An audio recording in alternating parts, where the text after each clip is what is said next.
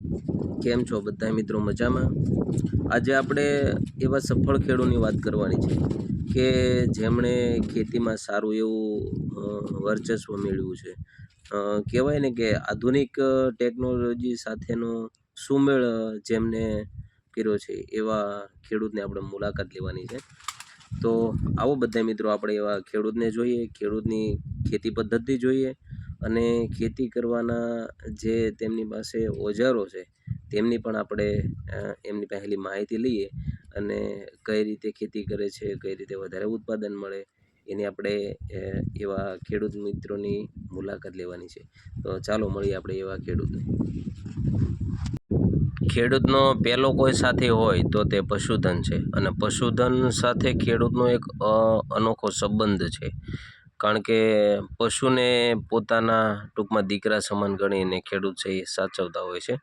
તો ત્યાર પછી આપણે અશોકભાઈની મુલાકાત માટે આવ્યા છીએ કે એની પાસે ખેતીના અવનવા ટેકનોલોજીના જે સાધનો છે એનું આપણે અત્યારે જોવાનું છે કે કઈ રીતે તે તેમના સાધનો છે એનો ઉપયોગ કરે છે.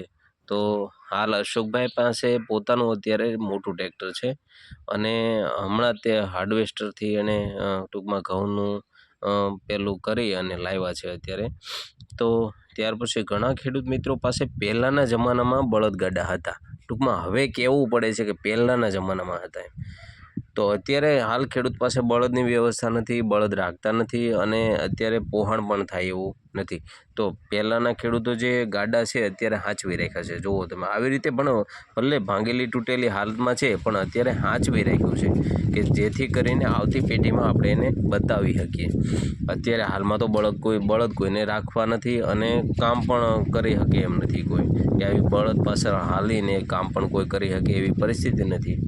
તો આ ભાઈ પાસે અત્યારે આપણે જોઈએ તો થેસરની વ્યવસ્થા સારી છે. પોતાનું થેસર છે જેમાં સિંગ અને ચણા બે નીકળી શકે એવું પોતાનું જ થેસર છે. કોઈ પણ પરિસ્થિતિ હોય કે એવું વાતાવરણ વરસાદી વાતાવરણ હોય તો કામ આવે. અત્યારે હાલની મોટો પ્રોબ્લેમ હોય, મોટો કોઈ પ્રશ્ન હોય તો ચોમાસામાં દવા છંટકાવ કરવા માટેનો છે.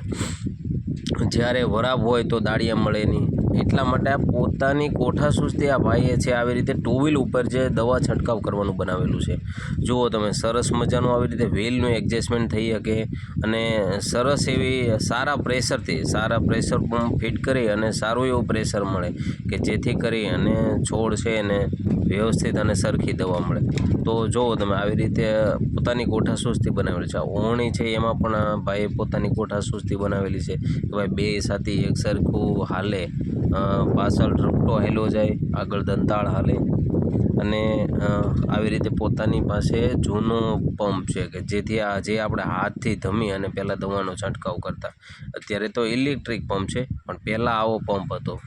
અને ખાસ તો અત્યારે ઘણા ખેડૂતને ખબર હશે, જૂના જે ખેડૂત છે એને, કે આ પંપ છે ને એ શેના માટે ઉપયોગ થતો કે પહેલાંના જમાનામાં ફૂલી ડોઝ છંટકાવ કરતા અને એ જ કોઈ પણ દવા હતી જ નહીં, પેસ્ટિસાઇડ કોઈ હતી જ નહીં, એક જ દવા ફૂલી ડોઝ હતી અને એનો છંટકાવ કરવાનો. એટલે ટૂંકમાં રોગ જીવાતનું પ્રમાણ હાવ નહિવત જેવું હતું. તો આ ભાઈ પાસે ડુંગળીનો મેળો પણ છે. તો આ ડુંગળી પહેલાં ભરતા, અત્યારે તો હવે નથી એટલું બધું એટલે ભરતા નથી. આવી રીતે તો પાલો છે એ સિંગનો ભરેલો છે અને સરસ મજાનો સંગ્રહ કરવા માટે પોતાની વ્યવસ્થા છે. ખેડૂત પાસે આ વ્યવસ્થા તો સંગ્રહ કરવાની વ્યવસ્થા તો હોવી જ જોઈએ. તો ત્યાર પછી આપણે વાત કરીએ તો આ ટાંકો જો ભાઈ પોતાની કોઠાસૂઝથી બનાવેલો છે. એક રેંકડો બનાવેલો છે, ગાડીના વ્હીલ છે એની પર એક 1000 લીટરનો ટાંકો ફિટ કરેલો છે અને ટાંકો છે ને એ વાડીએ ચોમાસામાં દવા છંટકાવ કરવા માટે છે ને ત્યારે આ લઈ જવા માટે છે. એમાં મિની ટ્રેક્ટરથી જોડી શકાય અને મોટું ટ્રેક્ટરથી જોડી શકાય. જુઓ તમે આ ખેડૂત છે ને એની વ્યવસ્થા છે પોતાની. ખેડૂત પોતાની વ્યવસ્થા પોતે પૂરી કરશે ને તો જ આ વસ્તુ શક્ય બનશે. બધું તમે બહાર કરાવવા જાઓ, બધું મજૂર દ્વારા કરાવવા જાઓ તો આ પોસિબલ જ નથી. એટલે ખેડૂતે પોતાની કાળજી લઈ પોતાની કોઠાસૂઝથી બનાવવું પડશે. જો આ ટાંકો પણ છે એ સરસ મજાનો લારીમાં પાણી લઈ જવા માટેનો છે. પછી ખાસ એક ખેડૂતના ફળિયામાં રીંગણીના 2 છોડ હોય, મીઠો લીમડો હોય, જમરૂખડી હોય, લીંબુડી હોય, દાડમડી હોય કે રાવણો હોય કે આવી રીતે નાળિયેરીનું વૃક્ષ પણ હોય. આ તો ખાસ હોવું જ જોઈએ. પોતાની સિઝન પ્રમાણે ફળ ખાઈ શકે, પોતાનું હોય ઘરનું હોય તો ખાઈ શકે, વેચાતું લઈને તો ખાવું અઘરું થઈ જાય. અત્યારે સરસ મજાના અત્યારે નાળિયેર છે એ પોતાના હોય તો આપણે તડકાના આવ્યા હોય બપોરે તો આવી રીતે આપણે પી શકીએ, પણ પોતાનું હોવું જોઈએ. આ સુપડી પણ પોતાની છે એ ભાઈની. ત્યાર પછી વાત કરીએ તો હાથી ટોટલ ઘરના છે એના પોતાના, કે પોતાનું આપણું ઘરનું હોય તો કોઈ પણ આપણે એવો સમય હોય જ્યારે આપણે ફ્રી હોઈએ એવા સમયમાં આપણે કામ કરી શકીએ. અને પહેલાંના સમયમાં કેવું હતું કે બળદથી બેલી હાંકતા આપણે સિંગમાં, બળદ દ્વારા કામ કરતા. તો આ ભાઈ પાસે પહેલાંનો જોટો છે, બળદથી જે બેલી હાંકતા ને એનો જોટો છે. જો આ છે ને આ બેલી છે એ પહેલાંના સમયમાં હાંકતા. અત્યારે આ ભાઈ હજી અત્યારમાં મોજૂદ છે, ક્યારે જરૂર પડે તો હાંકવા થાય એ માટે. અને ઘણા ખેડૂત મિત્રો પાસે આપણે જનરેટરની સુવિધા છે, તો આ ભાઈ પાસે પણ સુવિધા છે. અને આ ખાસ હું એમ કહું કે ટ્રેક્ટર જે હોય એની પાસે હોવી જ જોઈએ, કારણ કે અમુક એવા સમયમાં આની જરૂર પડે. હવે આ ભાઈના ઘઉંની ધાર કરવા માટે આપણે આવ્યા હતા, તો ખબર પડી આ આપણને આટલી વસ્તુ છે આ ભાઈ પાસે.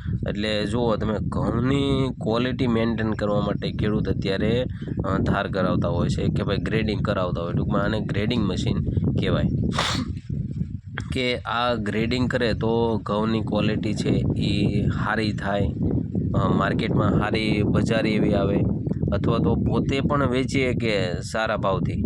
એટલા માટે ગ્રેડિંગ થાય, ગ્રેડિંગ થઈને આવી રીતે બોરી છે એ આપણી ભરાય. અને બોરીમાં એક સરખું વજન મેન્ટેન કરવા માટે ખેડૂતને પોતાનો વજન કાંટો હોવો જોઈએ.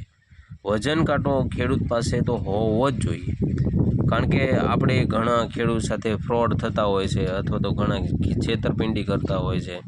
તો એ માટે ખેડૂત પાસે વજન કાંટો તો ચોક્કસ હોવો જ જોઈએ. અને આ વજન કાંટો છે. ત્યાર પછીની વાત કરીએ તો જે ખેડૂત સદ્ધર હોય એની પાસે એક મશીન પણ હોય, કે શોખની વસ્તુ છે, કે આપણે નકર આપણે ઓલા લીરાથી બાસકા બાંધીએ એવી રીતે નહીં, પણ મશીનથી જ તે આપણે સિલાઈ કરી અને માર્કેટમાં મૂકી શકીએ. વેપારી મૂકી શકે એવું નહીં. સરસ મજાનું જો આ રીતે મશીન છે થેલીને સિલાઈ કરવા માટેનું.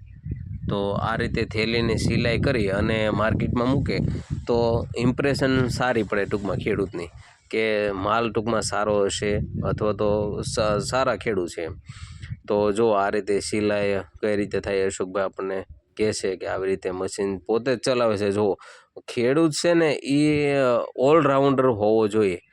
એને ખેતી કરતાં આવડવું હોવું જોઈએ, પેકિંગ કરતાં આવડવું હોવું જોઈએ, વજન કાંટોમાં કાંટો કરી અને કમ્પ્લીટ કઈ રીતે બાસકો આપણે છે જે કટો છે એની સિલાઈ કઈ રીતે થાય એ સિલાઈ કરતાં આવડવું જોઈએ, પાણી વાળવતા આવડવું જોઈએ, અને દવાનો છંટકાવ કરતાં પણ આવડવું જોઈએ. અને સાથે સાથે વેપારીની સાથે વેપાર કરતાં પણ આવડવું જોઈએ. ખાસ તો મહત્ત્વનો વેપાર છે. એટલે જો આ એક છે ને એક સરસ વાત છે કે ખેડૂત છે ને એ પોતે સ્વાવલંબી ક્યારે બને, કે જ્યારે પોતાનો માલ છે એ પોતે વેચે ત્યારે તો જ આ ખેડૂત છે એ સ્વાવલંબી બની શકે. પોતાનો માલ છે એ પોતે તૈયાર કરે છે, પોતે બધું પાણી વાળે છે, દવાનો છંટકાવ કરે છે, પોતે માર્કેટમાં લાવે, ગ્રેડિંગ કરે છે, સાફ સફાઈ કરે છે માલની, અને પોતે બધું કરવા છતાંય ખેડૂત પોતે ભાવ નક્કી કરી શકતો નથી. તો આ માટે ખેડૂત ત્યારે સ્વાવલંબી બને કે પોતાનો માલ છે એ પોતે જ વેચે, માર્કેટમાં લઈ જાય, પોતે વેચે, પોતે ભાવ નક્કી કરે, અથવા તો ઘરેથી ડાયરેક્ટ સેલિંગ કરે. ઘરેથી જે લોકોને જરૂર હોય, જે લોકોને ઘઉંની જરૂર હોય, એ લોકો ખેડૂત પાસે લઈ સીધા તે આવી રીતે ઘઉં લઈએ. તો આપણે મળીએ અશોકભાઈને.